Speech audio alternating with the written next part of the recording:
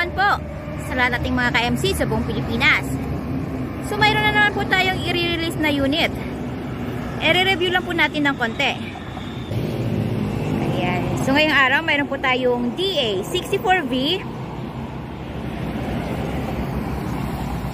Ayan. O yung tinatawag po natin o mas kilala po natin ito sa bansag na Suzuki Every Van or yung Transformer Van. Ayan. Ito po ay K6A engine, 12 valves, 660cc. So, mayroon lang po siyang carrier. So, ayan. Yung kanyang interior. Ayan. So, of course, brand new upholstery with 2 combination color. Brand new ceiling. Ayan. So, yung ating second row.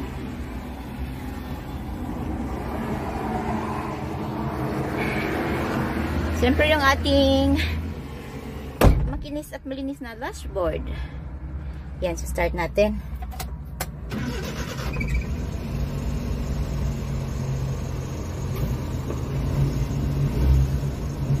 Ayan. So mayroon po siyang LCD touchscreen at saka backing camera. So ang unit po natin is aircon. Lahat po ng van natin is aircon po. Po yung aircon button, then kanyang blower adjustment. Ayan. At syempre napakalakas ng AC. Ayan. So nandito yung kanyang ashtray, socket charger, kanyang glove box, at meron po siyang lagayan dito konti. So yung ating unit is manual transmission. So nasa dashboard ang kanyang gear. So, nandito po yung kanyang handbrake. Mayroong bottle holder dito or cup holder. So, nandito po yung 4x4 button. So, 4x4 manual po yung ating unit. So, nandito po yung kanyang 4x4 button. Yung kanyang headlight adjustment. So, mayroon siyang konting lagayan dito. Ayan.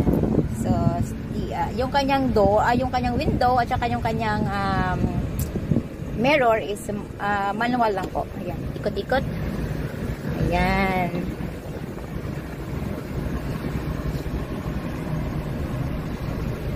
So, ayan, check po natin yung kanyang second row at saka yung ating third row.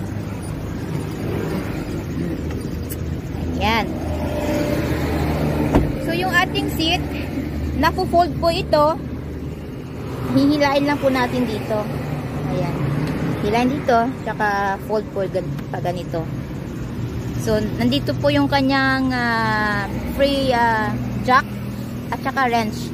Nasa loob po yung kanyang jack. So, ayan. Ayan.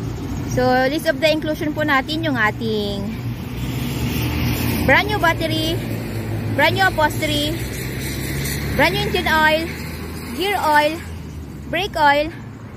Syempre bago din po ang spark plugs nito. At kasama po sa list of inclusion natin yung ating free spare tire, jack, at saka wrench. So yung ating spare tire nandito po sa ilalim. Dito.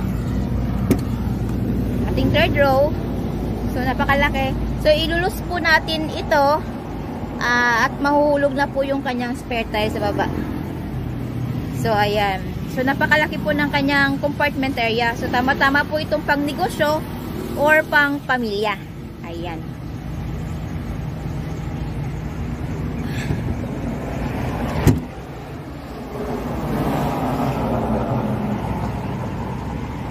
So, yung ating accessories po, upon buyer's request po yun. Nasa nyo po, kung ano po yung mga ipapadagdag nyo po na accessories. So, add-on lang po tayo doon. So, ayan. Available po tayo sa made-to-order basis. We require as low as 25,000 pesos na down payment para po masimulan namin ang inyong mga unit.